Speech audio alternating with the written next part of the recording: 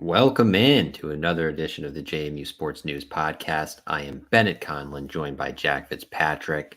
Jack, how are you? Happy New Year. Happy New Year. We haven't talked since the 2023 calendar year, and a little peek behind the curtain. Bennett and I don't talk at all between these podcasts just so that I can be as fresh as possible. So this is the first time we're ever talking in the year 2024. Yeah, we don't text. We like to keep it more unfiltered thoughts. Could you imagine if we just didn't talk to each other and it was just it's just a StreamYard link once a week. You're scrolling to the wow, this is a little scary. But how was your Christmas? How was your New Year's? It was good. It was good. I was in Florida enjoying myself, making the rounds, trying to recruit some players. So I'd go to some local high schools and they're all closed, but just wanted my presence fell to walk around in some purple and see if I could get the word out. Yeah. Did you find any good beer down in Florida? No, none. There's I think the best beer is still in Virginia. Yeah, where is that again? That's at 3 Nuts, folks.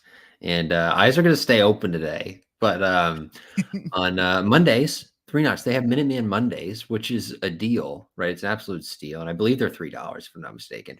Tuesdays, you got half off cases, which is just an unbelievable deal. Nobody in Florida is giving you half off a case of beer. And then Friday, of course, First Tap Friday.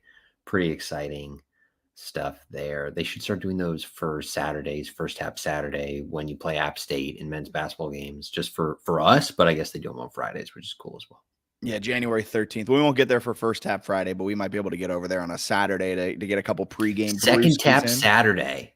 Ooh, I like it. So take last week's First Tap Friday, make it the Second Tap Saturday, and then Third Tap Thursday. So that First Tap Friday of the first tap of the first Friday of the first month then becomes the Third Tap Thursday on Thursday, right? Yeah, I'll transcribe that and send them an email tonight. Yeah, perfect.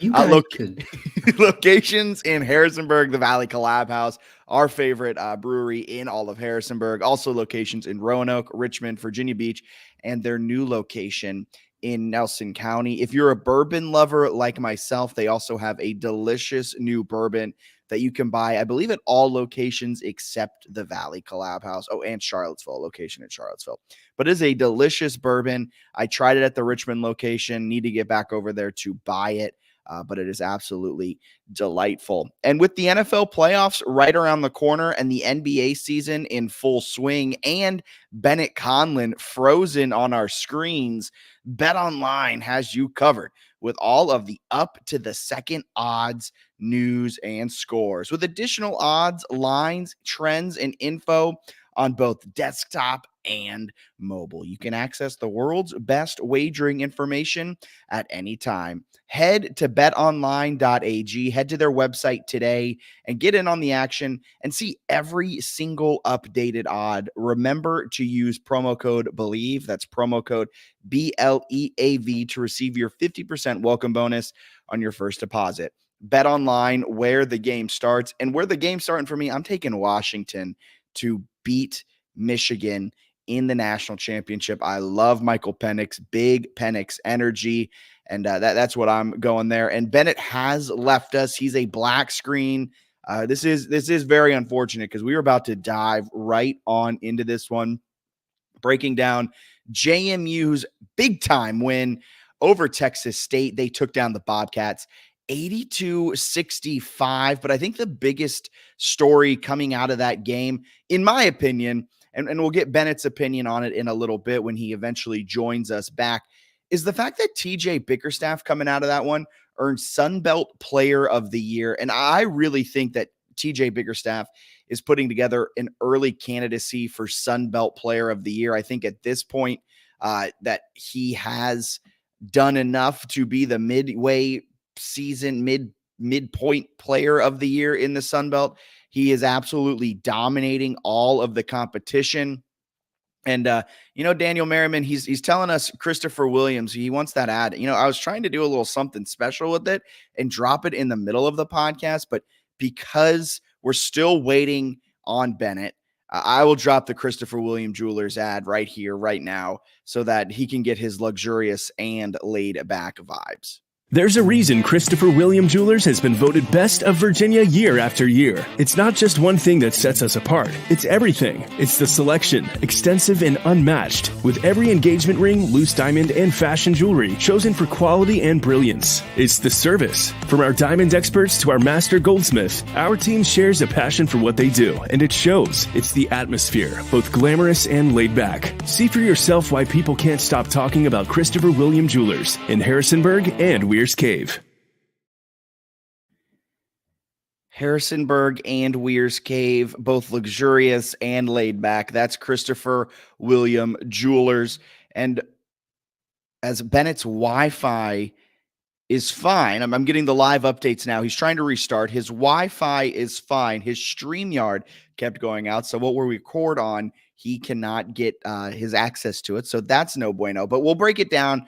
JMU's win over Texas State. Before the Christopher William Jewelers ad, we were talking about TJ Bickerstaff's candidacy to become the Sun Belt Player of the Year. He's coming off of an otherworldly performance. He dropped 21 points on Texas State's head, 10 rebounds, a double-double for him. He also had 5 assists, just 1 foul, and he had 2 steals as well. TJ Bickerstaff has been a huge, huge piece of this JMU offensive attack.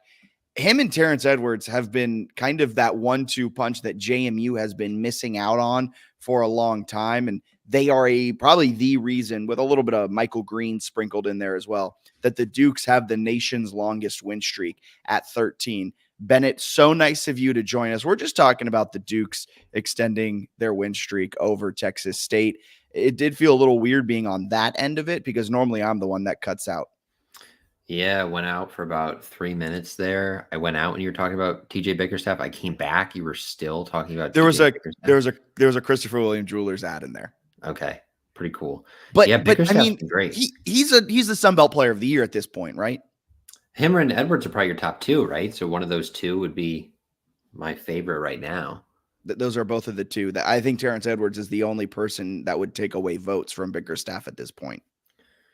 Yeah, it's a tough call with those 2. They've both been phenomenal. It's rare you have 2 guys who are kind of jockeying for Conference Player of the Year, but they've looked really, really good. They haven't had a close game in well over a month, right? I guess the last single-digit game was on the 22nd of November or 21st of November. Was that the Radford game? Southern Illinois was by 6, and then I guess one possession would be Radford on the 17th. They've just been blowing people out. That's insane. And I mean, you've seen Bickerstaff make a huge impact. Edwards make a huge impact. Michael Green will likely have a huge impact this weekend against Louisiana and Southern Miss, both teams that aren't that strong defensively, specifically against a 3-point shot. And I think that's where Michael Green will thrive. We'll get into that in just a little bit in the 3-notched weekly preview. But I mean, they're now number 19 in the AP top 25. This was a game, it felt like, that as you were watching it, the eye test told you that they weren't necessarily balling out. Yeah, maybe didn't play their best and still won by 17, which has me a little concerned, to be honest with you, from a fan entertainment standpoint. The rest of the Sun Belt schedule feels like it might be just super dull. Did you hear Byington's comments at his press conference yesterday? No, I did not. So he was talking, someone asked him about, Sun Belt play going into it, going on the road this weekend, defense. And Byington went on this whole thing about how they need to play better defensively if they don't have a good offensive game. that it won't matter because their defense, essentially saying like they're okay with just like grinding out 62-50 type of wins that are just going to be abysmal to watch. Sweet. Like that sounds terrible. Like he was talking, I was like, I really wish he just said, no, we just got to pick up the tempo and drop 100 on them. And I know that's not the correct answer. And like the way that they're trying to go about it, how to win these games, defensive first, which their defense has been a little bit of a weak spot, which isn't typical of a Mark Byington team. But man, it's going to be, some of these games might get ugly. Yeah, I think that's what's so interesting is last year they were really good defensively. They've kind of alternated years, offense and defense, but they're like 33rd in KenPom offensively. I mean, they're like an elite college basketball offense. I think they're 126 now in defensive efficiency. So yeah, they've got some room to improve there, but the offense, unbelievable. They can shoot, they can score inside. Talked about that a lot with Daniel Merriman last week, and they sort of continued that nicely against Texas State for the most part. Yeah, and you know what starts it all? TJ Bickerstaff. Well, I just put together some stats that I want to run by you because Okay, well, hit me. Last time I talked about a player winning an award for the Sun Belt postseason, it was Jordan McLeod, his case for Sun Belt Offensive Player of the Year. And guess what happened? He won. He transferred. Not yet. Yeah, that's right. Jordan McLeod is still in the portal. He's just chilling in the portal, walking around, strolling around in there. And throwing up Houston football signs and then just hasn't gone anywhere. But TJ Bickerstaff, he is 4th in the league in points per game with 16.2, 4th in rebounds per game with 8.3, 2nd in the conference in field goal percentage at 68%. And according to KenPom, he's the number 1 player in the Sun Belt as of right now. And the cherry on top that's really fun with TJ Bickerstaff, his offensive rating is 109.8 against tier A competition. Just plays some of his best basketball against the best teams. How is he on a mid-major roster? I was thinking the exact same thing because when he plays, and this is no slight to Terrence Edwards because he is a damn good basketball player who has gotten better every single year. And there were times where he just would jump off the screen when you're watching him. But like TJ Bickerstaff, so much better than Takal Molson, so much better than Vado Moore. Like those guys were really good players. And then Bickerstaff is just another level. Yeah, he's like a power conference big and put up decent numbers at Boston College. Can score more than I thought he was going to be able to score. Yes. He does so many things well. And then, of course, I think for the first time, not only do they have a big, but they also back him up with Jalen Carey, who's been really good. And they don't lose a step in the paint for probably the first time in the Byington era. Well, they already start with like a few steps forward. Right. You know what I mean? Like normally they start on like negative square one. Like if they had Carey as the number 1 option in the post, would probably be hype compared to previous years. We would be saying this was the best post presence they've had in the Byington era, and he's their second option. They're good down low, and they can shoot. I mean, it's a dream come true offensively. Do you think the defense, 126 in KenPom, do you think they can turn it around a little bit, or is this sort of like, hey, they're not a bad defense, right? It's not like they're outside the top 200 or anything, but they're obviously not great yet. If I'm being honest, I think they're going to stack up against some teams that will pad their stats. I mean, you're going up against Louisiana. That's going to be a test for your defense because Louisiana is experienced and good offensively. But then after that, you have Southern Miss. They're 232nd in the nation in offensive efficiency. And then your other teams, your best offense you're facing off against outside of Louisiana excuse me, is App State at 125. And they're not known to be like a particularly good offense. You know, like you're just not going up against great offenses in the Sun Belt. So your defense will get better, in my opinion. That's way worse than I thought. I also looked at those Sun Belt stats. Oh my God.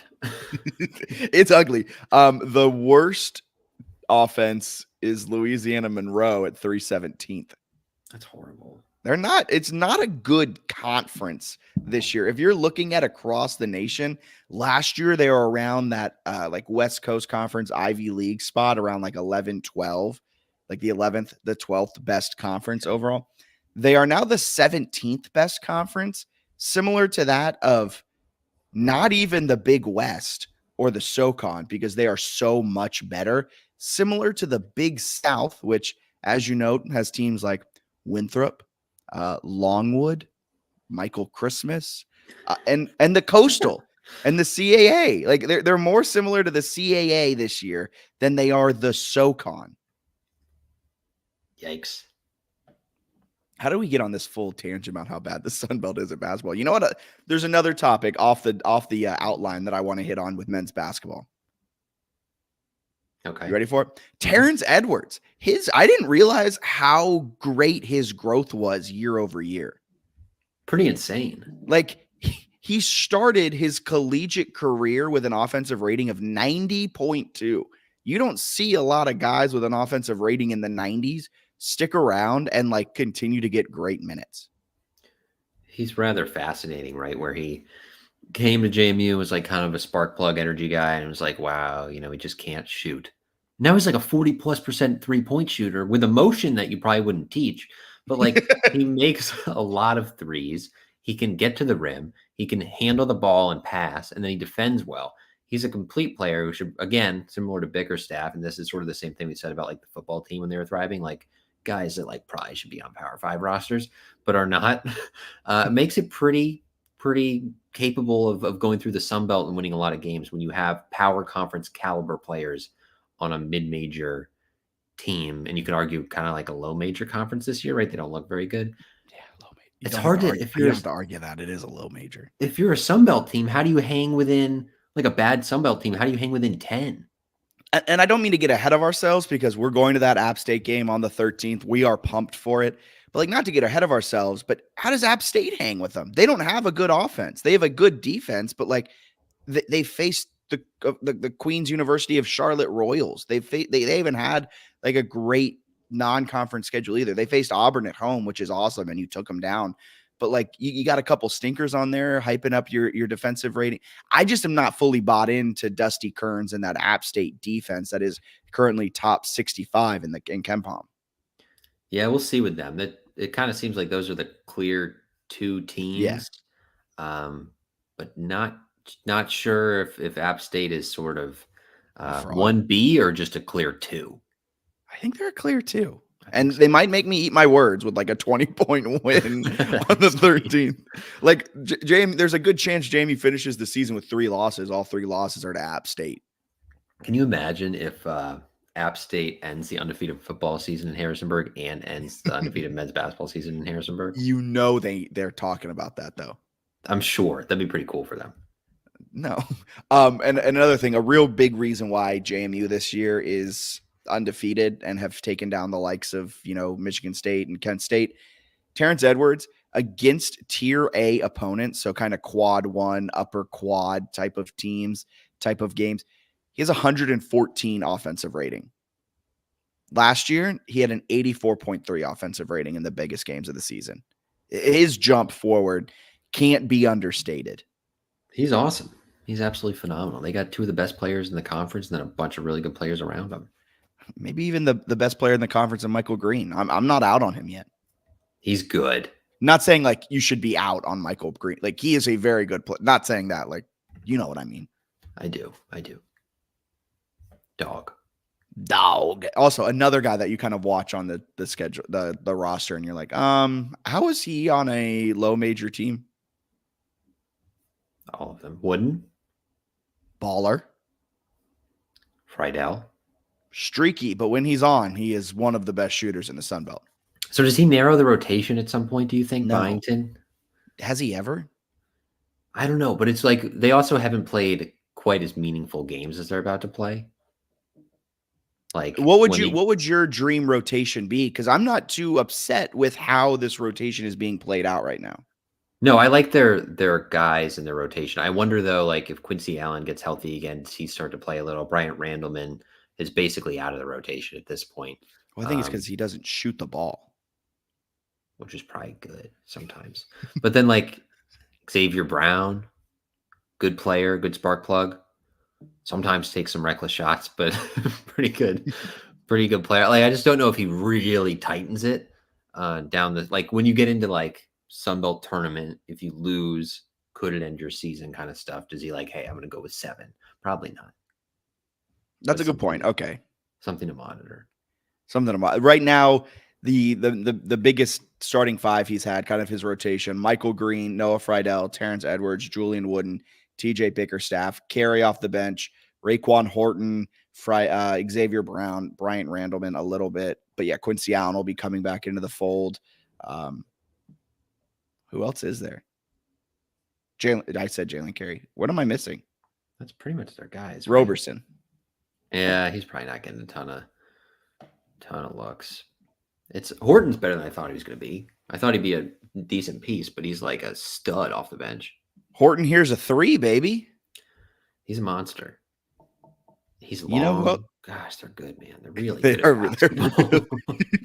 and I'm so damaged by past JMU basketball teams where I'm not able to fully let myself buy in. Like, I've bought it. See, I still am expecting I'm fully expecting us to go to Harrisonburg and watch JMU lose a heartbreaker to App State. I could see that, but then I think they'd win like 9 of the next 10. Yeah, but like whenever you buy in, it hurts. Yeah. What Raekwon Horton, dog. Would is anything where like at this point is it an NCAA tournament or bust? No, I won't go that far. I will. You know what really stupid thing I was about to say right there? I wouldn't go so far as to say it's an NCAA tournament or bust, but it's Sun Belt Championship or bust. I like that. It's just different framing. The NIT would be disappointing. Like it would not be the end of the world because I think they could win games in the NIT. But they might win the NIT. You know what they could go, and I think they would make some noise. College Basketball Insider Tournament, the CBI, man. They win that. This is a CBI winning team. Yeah. At minimum. We got to get ourselves into a presser and be like, all right, coach, like we know you've got a CBI winning team, but how do you get over that hump? Like, what are you talking about? All right. Moving from men's basketball, what they did against Texas State, we'll break down their upcoming weekend here in just a little bit. JMU women's basketball, they pick up a really big 85-79 win on the road against ULM to start conference play. Jamia Hazel dropped a career-high 25 points. 13 of those came in the fourth quarter. She was absolutely massive for the Dukes to pick up this win over the Warhawks. Surprised, expected, moving forward into this next weekend. Thoughts? ULM was better than I thought. They were 8-3, and they hadn't lost to anyone outside of Power Conference prior to that game, so that's a good win.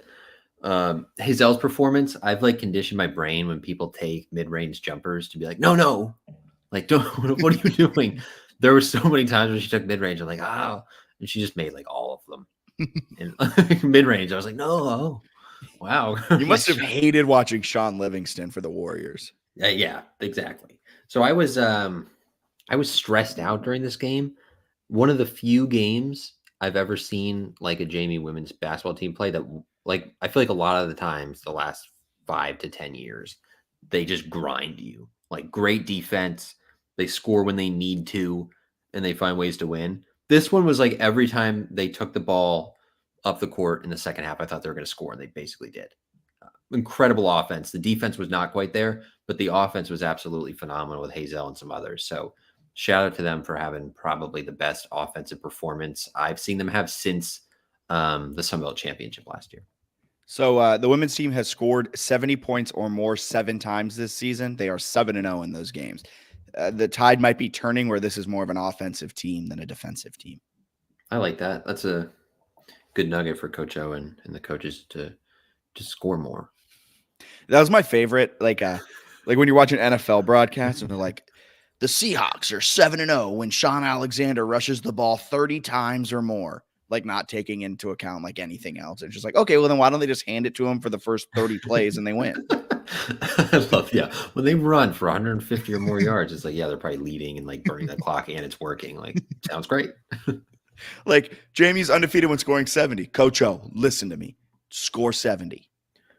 It is crazy though how different they're all. Like some of the games where they lose, it's like 50, and then they're winning with like 75. Like it's there's not like a They huge haven't like won like a grinded out 62-58 game. yeah, it's not like they're going from scoring 70 to like 66. It's like they're going from scoring 73 to like 49. So a pretty big difference there. Yeah. So that brings us this week's Three Notched Weekly preview. JMU men's basketball, they hit the road to take on Louisiana and Southern Miss. First road trip of the season. They have a couple of these throughout their schedule, just an away and away.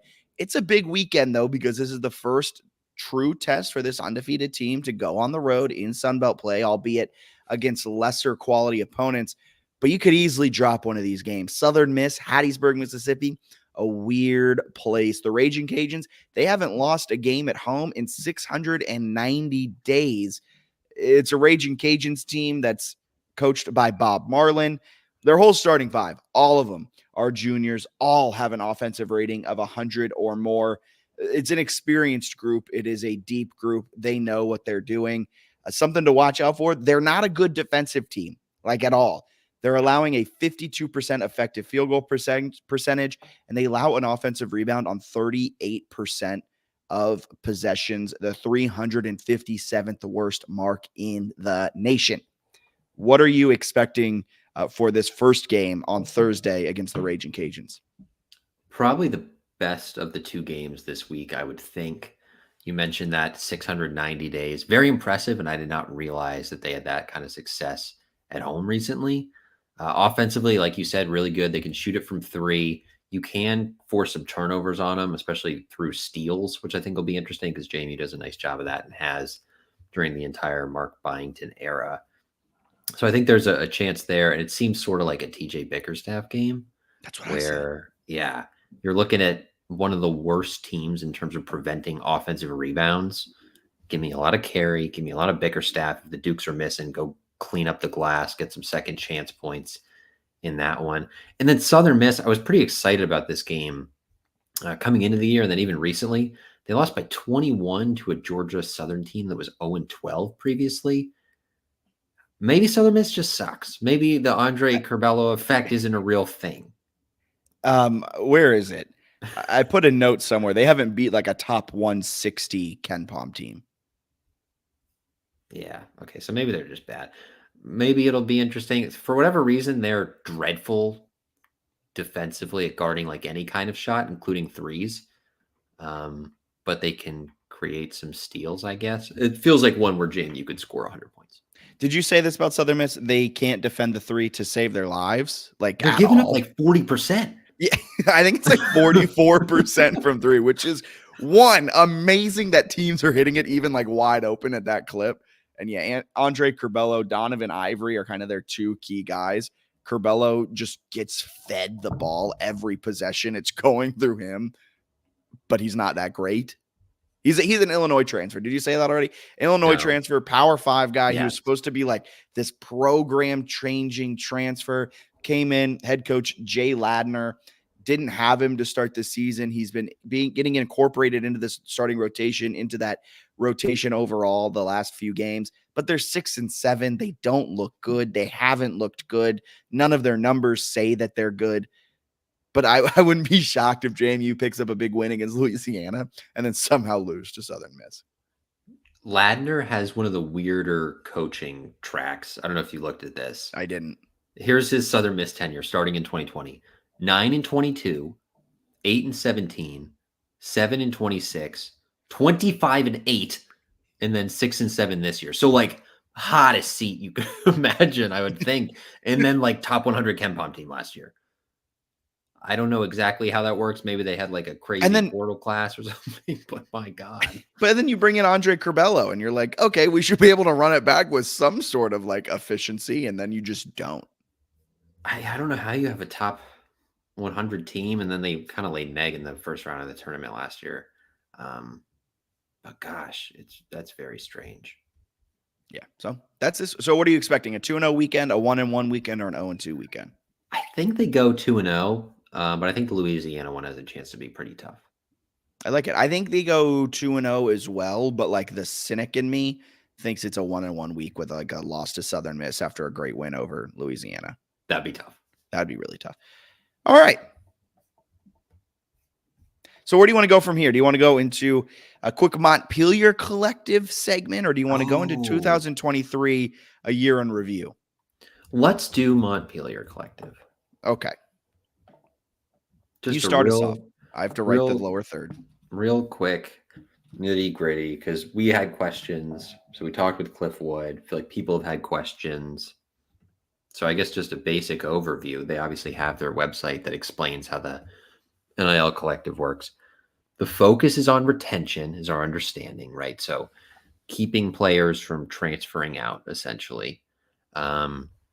Sounded like, and this wasn't like necessarily on the record, but sounded like they had some confidence that if Signetti stayed, I think some of the guys who followed him to Indiana might have had some NIL things possibly in place that either they had previously or could have been offered that could have convinced them to stay. So I don't know if all of the like freak out of players transferring or whatever, so that some fans have had like, oh, is the collective working? Not totally fair, because I think with a coaching change, you're going to experience that kind of stuff. Yeah. Regardless. I think one of the things that we had questions about was that like no one's publicly, or at least very minimal public exposure of players who have actually worked with the collective. I think Jalen Walker and Chauncey Logan did some stuff with the Red Cross, and Terrence Edwards does stuff with United Way, which if you follow United Way of like Harrisonburg, tweets a lot every time JMU men's basketball plays specifically about Terrence Edwards. So I just hadn't seen those before. But so there is something there. So I guess one of the questions fans had was like, are you working with anyone? They are. They just maybe aren't the most public about like what the deals are, who they're with. But I think the who they're with is going to get more obvious in 2024, it sounded like.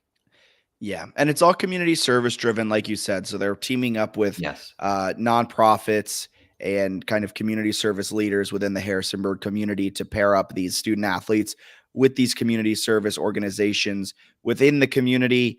And then from there, they were kind of then working on it with them. So they kind of set it all up. That's how you get paid through your NIL. It's all through your community service acts and what you're doing around the Harrisonburg community. Like you said, Jalen Walker, Chauncey Logan, Terrence Edwards all have worked through the Montpelier Collective. The Montpelier Collective, though, is a relatively young collective in terms of the overall collective world. They were a few months post kind of, I'm really like the Swarm, which is Iowa's collective, was like right in on it at the jump. You know, Texas A&M's was right in on it on the jump. Montpelier Collective was a little bit further away, and due to Virginia laws, the Montpelier Collective has nothing to do at all with JMU. It is a completely separate entity run by Cliff Wood. He used to work in the Duke Club, but he no longer works with the university, and he works with the Montpelier Collective. They are their own thing. The only type of communication or I guess help the university can give the Montpelier Collective is through those videos that you see Jeff Bourne, Bob Chesney doing now. Kurt Signetti did them before, kind of asking for donations. Essentially, that's all they can do. So the Montpelier Collective, not part of the Duke Club, not part of the university at all. They're doing their own thing. They're raising their own funds, and then they are paying student athletes to then go out into the community and do community service acts. And those players that they've worked with, it's been 3 so far: Chauncey Logan, Jalen Walker, Terrence Edwards. And like I said, because they are young, not a lot of deals have been struck. Not a lot of kind of finish lines have been crossed with these contracts, but it's all retention based. So we're not going to go out into the transfer portal and offer Sluka our full Montpelier Collective war chest. It's all retention based. So maybe that's a reason Tyshawn Wyatt stayed. Maybe there was a little NIL money that was thrown to him. We're not sure yet. If there's something that's posted about it, you can assume that's why. But it's all retention based. The money is going to the student athletes, and they kind of have to build up the money. So if you donated $100 and you're sitting there and you're like, well, why haven't they used my $100? Because $100 is nothing in the grand scheme of these collectives. They need at least $5,000 to $10,000 to then even get like one student athlete an NIL deal. Yeah, you're not approaching somebody with like $33 and like, hey, we know Indiana called, but we have like lunch. We can buy you lunch. So yeah, I think that's but interesting. no drinks. That'd be so funny. Very stern. But I don't know, like it's weird. I'm not gonna go on and be like, you gotta donate to the collective because it's so hard to compete as the collective. So like I know some people are getting flustered or frustrated, like around Christmas-ish when like players are leaving or maybe before, and people are like, you gotta donate, the more money, the better. It's absolutely true because there's not like a specific going rate necessarily for each player. Like it's a case by case basis. Um, I don't think certain like valuations you see online are always totally correct. Like there's a level of estimation there, but JMU doesn't. Guesstimation. Yeah, JMU doesn't have like $1 million to give out, so they have to be strategic. And obviously, the more money that's raised, the more strategic you can be, the better chance you have of keeping some players, especially when your coach stays. Like I think the retention is going to be way more successful if it's like 10 grand and you're playing for the coaching staff you had rather than your coaching staff leaves and offers you more money because they know what you're being offered before. So I think that'll help a lot. But it's going to be tough, man. It's just hard to be a G5, I feel like, in 2024. It's really tough to be a G5. It feels like JMU's kind of back in where they were during the FCS days, where you were just like getting these, honestly, the Power Five. I don't want to say scrubs, but like the Power Five send-offs that never really found their footing on a roster and they decided to transfer elsewhere. And in the FCS days, you transferred down because you didn't have to sit out a year. And now you can just transfer. So you're going to get a lot of those Power Five guys maybe transferring down to the Group of Five level instead. Mm-hmm. And so I think JMU's back in the position they were in terms of the transfer portal as they were in the FCS time. And you can get some FCS stars, which is cool. Like obviously you got some good Holy Cross players. They're offering some Group of Five players who are pretty good. Yeah, it's just hard. But the collective, if you donate, like they know what they're doing. They're doing their best. It's just a challenge. So it's certainly a place you can donate. And they have more manpower now. So that was a nice voice crack, right? They have more manpower now. So they should be able to, at least from what Cliff Wood was saying, they're going to promote it a lot more. So you'll see where your money is going. There'll be a tangible, cause and effect. I will say Montpelier Collective, different from Duke Club. Duke Club can potentially give higher salaries to the coach and give higher salaries to the coaching staff and do things to help the facilities and things that are university based. So if you want to like make $1 million donation and you want to keep Coach Chesney, do it through the Duke Club. If you want to do $1 million donation to keep Jordan McLeod, do it through the Montpelier Collective. Right. And I think Cliff and then other people involved with the collective make the decisions. I saw a bunch of questions about this, like who are they picking? Pretty like basic, but like logical reasoning there. Like if you donate to football, they're going to look at like the all Sunbelt team and go down the line. I think you can talk to the coach about like top players or figure it out. It's not that hard. You know what I mean? Like of the players returning, like D'Angelo Pons is very good. Tyshawn Wyatt is very good. Like those are the kind of guys who would have NIL deals. So it's not like, what are they doing? They're not like out here like talking to long snappers, like recruiting them while like although Caden Schickel is a loss. That's true. Talking to Caden Schickel and you got like Zach Horton and James Carpenter talking to Signetti in another room or something about going to Indiana. So they're doing like logical things to keep players. It's just hard if the coaching staff leaves. Yes. All right. That brings us to the 2023 year in review. That's really nice. Did you ever play RuneScape? Oh yeah. This sounds like RuneScape music. All right, not that music. I don't really like that music either. I won't get into this. Okay, 2023 year in review. Bennett wrote an awesome article over on JMU Sports News.com. Head on over and check that out. But we are both going to rank our top 5 moments from 2023. I tried to go a little bit different from Bennett's top 5 that I assume he's going to run back from the article. Yes, but sir. If not, we might have a few similarities. I'm going to say my number 5 and give my reason why. You're going to give your number 5, and then we're just going to kind of go through it that way. Are you cool with it? Go for it. All right. My top 5 moment from 2023 was lacrosse's comeback against Maryland. Just absolutely electric. It looked like they were down and out, no chance of punching their ticket to go against Syracuse, but they did. What was it? A 4-goal comeback in 6 minutes. Yeah, they were down 14-10 with like 6.5 minutes left and scored the last 5 in the NCAA tournament. Just electric. So that's my number 5. That's a great number 5. Let's see. I'll go with some here to make sure we have some changes, some fun stuff. I'm going to put number 5, since this one I'll remember for a long time and was very stupid, is Curt Cignetti showing the phone to the officials in the Utah State game, trying to get a call reversed. That's one that'll stay with me for a long time. What a memory. God, that was such a weird game. One of the dumbest games they've played in a long time. Very dumb. My number 4, and let us know what your top moments are from the 2023 JMU Sports year in the comments. If you're listening to this on the podcast, tweet at us what your favorite moments were. My number 4 moment, the march that women's basketball had. Not just that they won the Sun Belt, I know it was a loss, but like looking back on that Ohio State game was awesome. Like they had Ohio State on the ropes after Peyton McDaniel dropped like 40 on Troy's head in the championship game. And that march was absolutely electric from women's basketball. And that was early on in 2023. I hope they can replicate it here in March of 2024. But that was my number 4 moment.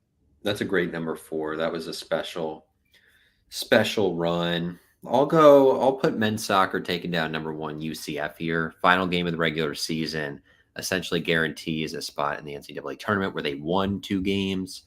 Another great year for men's soccer, but beating number 1 is pretty darn special. Not only that, then they went on. They nearly beat Loyola Marymount across the nation in LA. I'm pretty sure the guy who scored the game winner, it was a 1-0 defeat for JMU. The guy who scored the game winner, 99% sure he was like a top 5 pick in the MLS Super Draft. That's tough. And they controlled, right? The Dukes kind of controlled possession, or at least for a lot. In the first half, they had like 4 opportunities to score and just didn't. I was like, why am I up at 1 a.m.? My number 3, my last 3, maybe a little bit of recency bias, but number 3 for me is JMU's comeback against Kent State. Just an electric game that I think gets overshadowed by the Michigan State win the game before. I won't give away what my last 2 are, but this one was tough coming in at 3 because I really wanted to put it 1 spot higher, but just an absolutely electric finish to that game. I remember we were texting our friend Dom and he just goes, all right, I turned the game off. And then in the group chat, we're like, turn it back on. Turn it. It's going to overtime. They scored 5 points in, what was it, like 3 seconds? Less than 3? It was like 4 seconds. 4 seconds. Well, and then it's not even just that. It's that they had the ball underneath the other basket with down 5. They did the wooden through like a baseball pass to Friedel, catches it, nails a 3. It was like, oh, that was kind of surprising that you would even like attempt that, but cool. And then they draw the offensive foul, get the ball. I thought they were going to try to drop a 3. They get him for like a backdoor uncovered layup. For no reason. For no reason. And then perhaps the best part of the game is they had almost a similar choke in overtime where like they had it. The game was over. They blow it. And then it goes to double overtime where they found a way to win. So it went from like, oh, wow, this stinks, they lost, to follow up the Michigan State game, to be like, wow, they did it, unbelievable, to then again being like, wow, they choked this, what the hell? And then they did it. What is stupid. The best part of all this, too, is it's happening while the football team is like thriving, threatening lawsuits. Like it's just absolute chaos to be like, you've got the soccer team taking down number 1. The emotional high that we were on as fans was just unbelievable. Yeah. What's your number 3 moment? Oh, this is a tough one. I'll say for my number 3, I'll go with, and the lacrosse one's got to be up there. I'll have Michigan State here. So I'll have the men's basketball upset over Michigan State. I'll put it 3. Pretty special moment, obviously, to open the year with a win at Michigan State in a game that they hung around. And I was like, oh, maybe they'll lose by like 5. Found a way to win in overtime. Pretty unbelievable. Pretty crazy. That's my number 2. My number 2 moment is that upset because as the announcers were saying throughout that game, I mean, Tyson Walker, notorious Duke's slayer, as we all know, during his time at Northeastern. Michael Green, he grew up in the Bronx, and it's those announcers were almost as bad as the Utah State ones. But I mean, just what this game, I guess, was the foreshadowing for what this season was going to be, or what this season has been. Just electric. I mean, it was just a game that I remember going into it going, I'm going to watch it. Yeah. I don't have any hope for this game. And they pulled out a win on the road in one of the toughest places to win. The announcing for me makes it even funnier, where they're like, Terrence Edwards was talking trash, and they're like, you don't want to poke the bear. And it's like, you look at it now, like JMU is ranked, Michigan State is unranked. Terrence Edwards is like 1 or 2 for Sunbelt Player of the Year. And like, if he wants to next year, he'll be on a power conference roster. It's just so dumb to be like, I don't know if this guy wants to do this. It's like, no, you should have done an ounce of. They also kept calling him Herky Jerky. Whatever that means. Yeah. All right. You're number 2. My number 2, I'll go with hosting College Game Day. That's a good one. Special. Obviously, I think this would be a clear cut, no doubt, number 1 if they complete the comeback and beat App State. The loss makes it sting a little bit. 1 and 2 in game day games. 1 and 2. That's not good. That's not good. But still, really cool to have it. 20,000 plus reportedly on the quad. Jonas Brothers concert. The whole weekend was cool, right? With the Radford game was just like an atmosphere that should not have been there for the Radford game. Of course, it was arguably like their worst performance of the season too, which makes it fun. But they won. They did win. Which is something that JMU men's basketball does not do a lot. And they've started to do it more under Mark Byington. Football team did not win that weekend, so I will give basketball team credit for that. Real quick on that kind of topic, they play one of their worst games of the season against Radford. They pull out the win. What Mark Byington has been able to do for JMU, it is 4 years ago that we were suffering through the Blue era. This was one of the worst teams in Division I basketball. We're talking about how like the defense needs work. His last year row, the defense was 323 in KenPom. They're legitimately 200 spots better, and we're like, yeah, hopefully they can figure it out. like the standard's so much higher now. He literally came in and has done things that no one has ever done in JMU men's basketball history.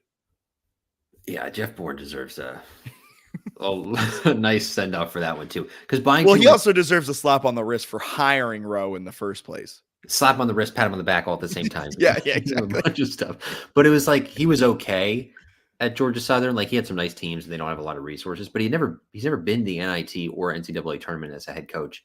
And now he's got him in the top 25 and is like an up and coming star. Like that was a very good hire. Amazing hire. Number 1, JMU upsets UVA. Looking back, it was a 1-point win against a bad UVA team, against Anthony Calandria, who it might be good, might not be good. He's the backup quarterback, whatever. Just what that game meant, because UVA had been dodging the Dukes for 40 years. We finally get the opportunity, me and you, to travel to Scott Stadium, where you used to cover the games for the Daily Progress, and watching JMU take down UVA was absolutely electric. Yeah, this is my one too. What a game. It was one that sort of set the tone for the whole year, because it could have gone the other way pretty easily. They find a way to win.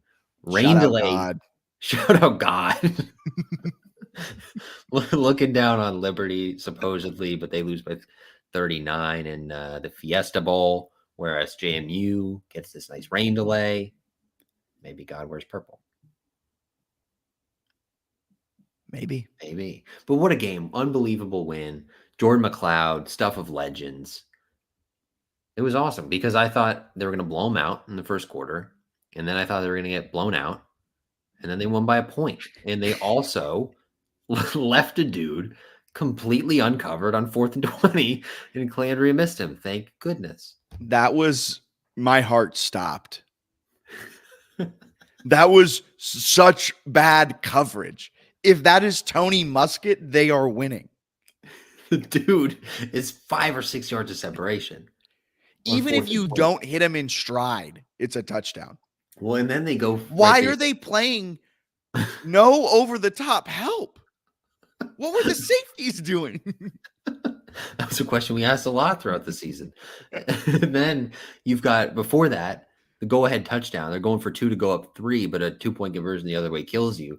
They run a swing pass, which brings a pick 6 into play. Signetti says he tells Jordan McLeod, don't throw it if the linebacker's going that way. He goes, bet. Linebacker goes that way, throws it in there anyway, almost gets picked and returned the other way. And he's just like, I thought I could fit it in. So I love That really set the tone for the McLeod era. I just thought I could wing it in there. Oh, man. 2023 really brought us a lot of great moments. It did. What a year. And one really sad moment. 2 sad moments. But all right, that brings us to this week's listener questions. First one, we got 2 from Daniel Merriman. I'll hit you with the first one. Who is your favorite player to break out into stardom next season for JMU football? Wayne Knight has entered stardom. That's a good. I'll go with you. I'll go with his brother. I'll go with Ymir Knight. I think he can fill in to a little bit of that Phoenix Sproles role. I wonder if they give him some carries as sort of a running back, wide receiver hybrid like he was in high school. I'm going to go with no. Wait, it's a new coaching staff. Never mind. Maybe. Yeah. Signetti would never do that. But Dean Kennedy, Bob Chesney, who knows? I got 2 answers. Oh, wait, it says player. Never mind. One answer. Omarion Dollison. You love speed.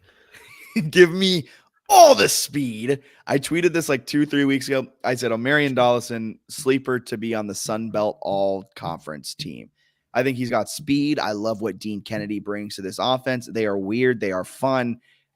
Somehow, I think Bob Chesney's going to look at this roster and be like, you're telling me the guy who at 22 miles an hour only had 3 catches? No. We got to get him the ball more. I think he'll be fed the ball, and he will be fantastic.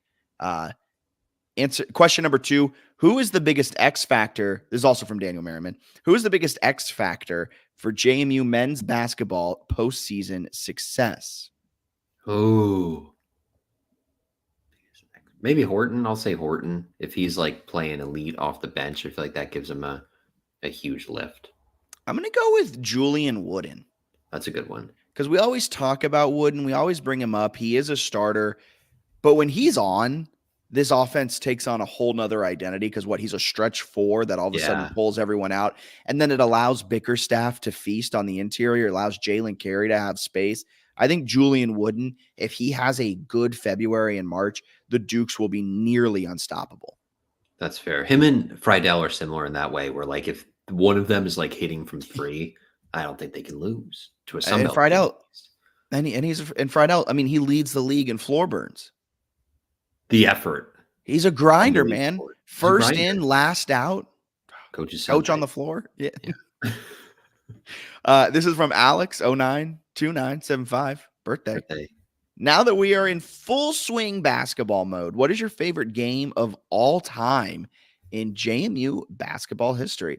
Alex says mine was being a part of the Electric Zoo when JMU played Purdue at home on December 3rd, 1994 and won 91-87. We don't have as much great history due to our earlier birthdays. I mean, Matthew Urbach's corner 3 as the shot clock was expiring. I was going to say, do you remember when Hofstra hit that half-court buzzer beater in the first game of conference play and JMU never recovered, and it led to Mark Byington becoming the head coach? Yeah, like 3 years later. That's one of my favorites. I'll say for me, it's got to be the recent UVA win. Yes, I was going to say the exact same thing. I think that's the biggest win in the Atlantic Union. I think that's the biggest home win of the last, is it hyperbolic to say 10 years? Yeah, I think that's fair. That was the best win. Maybe one of the best ever. Although I guess that UVA team was an NIT team, but still meant a lot. It meant like the JMU UVA football win. It wasn't a great UVA team, but like what the meaning it had behind it. The funny thing is, though, both of those wins mean that UVA won't schedule JMU in either sport for another 40 years. Yeah, sensing a theme there with these bad UVA teams. They really spoil it for future JMU teams. Yeah. Sean Conway, biggest takeaway from women's basketball win this weekend. They can score. They got people who can go get buckets. Maybe I'm really harping on the wrong thing with it, but it is what Heaven Bristow brings. I think Hazel being able to really fit in, and I don't think it's a coincidence that she has one of her best career games after they get that person they need to like slot everyone into the correct spot. But I think Hazel's performance, Hazel's going to need to be really good down in conference play for them to have a shot. And when Hazel's good, she is an electric player to watch. So I think Hazel's performance paired with Bristow's just being there. Bristow didn't have a great game, but I think it just slots everyone into the correct spot. Yeah, that makes a lot of sense. And watching the game that showed too, where she just makes everyone a little bit better. Yeah. I think McDaniel also had 10, so good to see her in double digits and that continuing to grow. Kozlova is still a dog. Just feed it down to the post and let her go to work. So I think she's like the tallest player in Sunbelt. Anna Goodman, I also think, had a really good game. I don't know if she ended up getting double figures or not, but she was, they're big. Daniel Merriman was telling us, like, just lean into being big, and they kind of did. And that's what they should do in conference play. Zachary Baker Zachary, I'm not going to read out all those numbers. How many players should JMU expect to add in the portal? I don't know. It's you can probably do the math on this with like looking at who's returning, looking at the incoming class, and then counting to 85. I haven't done that, but I mean, they lost. How many did they lose in the portal? 10 plus. 10 plus. Plus, you got guys who graduated, and they added 11 plus more minus 4. Let's say they've added 15 recruit. I'd say like 20. They've got a sizable number of spots. Yeah, I would think. Yeah. And you could still have some, well, I guess the window's closed, but you could have some additional departures possibly in the spring of like guys who go through and then realize, oh, maybe I'm not going to play that much. I want to go somewhere else. So then there's a little window there. Or in the case of Tucker Dorsey and Ukwu, you kind of like, we can. Oh, P5. Yeah. P5. I would say like 15 to 20. Yeah, they got some room for some big additions. They kind of need some. They need it. Yeah. Currently, so far, they've added Dobbs, Ramil, McCarthy, and they Kyle just added Tyler Purdy, running back, Holy Cross today. I said Kyle Purdy. I think that was an old JMU player. Tyler Purdy, 6-year running back from Holy Cross. So they're adding. I think they'll slowly but surely add.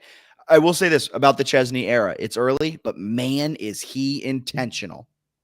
That's true. They have offered a ton. So I think they've got visits coming. Fred Ferrier, UAB wide receiver. I was DMing a lot of people who had offers because I got bored the other day. He's visiting on Saturday. Just got offered by Kentucky offered him today. So potential SEC caliber receiver coming to the Dukes. Maybe. He's at least visiting. Any other scoops? Nobody else got back to me. The playmaker. The playmaker could. You never know. And who else? I talked to a defensive lineman. I think it's Canius Vaughn with UTEP, who is visiting Baylor. Sounds like he's not going to have time for a JMU visit, which makes sense with the Power 5 offers. So, this is from Joey Needham. With us not publicly offering a quarterback in the portal yet, do y'all think we're holding out to see McLeod's plans? Or do you think we have privately offered Sluka and are trying to convince him to come to follow Chesney to the Dukes, or both? Okay, Bennett, you say your hot take that you texted me earlier, if you want. I don't. I find put you on the spot. Say your chair. I find it a little weird. I thought McLeod was going to leave. I still kind of think he will, but it is weird that he was throwing up like Holy Cross running back coach coming to the Dukes via sources. That's from Dana Merriman. I always forget to say it. If you're not listening or watching the live stream, what are you doing?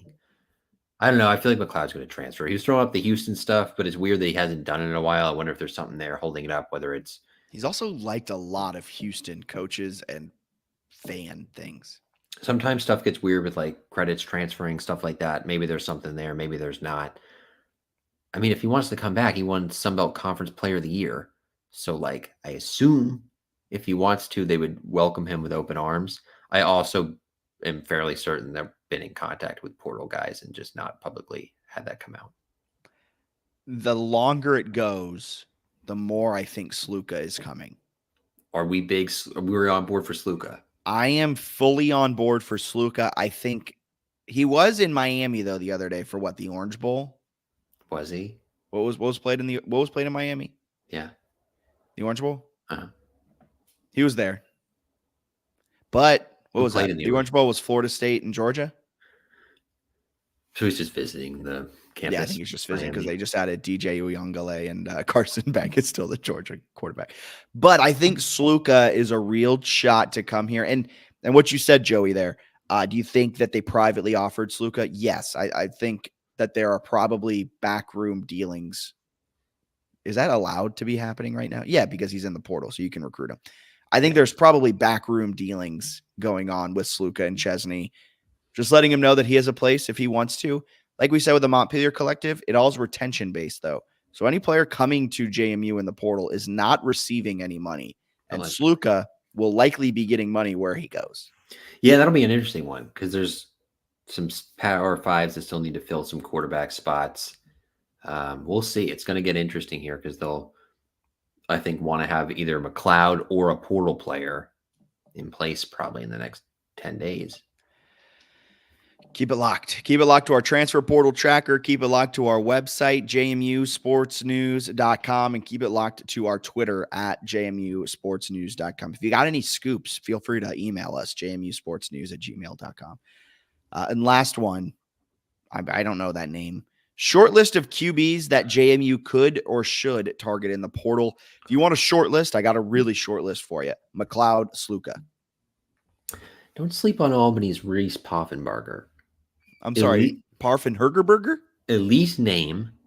Can you give it to me one more time? Reese Poffenbarger, I believe is what it is. You DM him too? No, I haven't DM'd Reese. That's actually got something to do after this. I think it's, let me make sure I'm getting his Poffenbarger instead of Poffenberger. Don't worry, I'll find it, folks.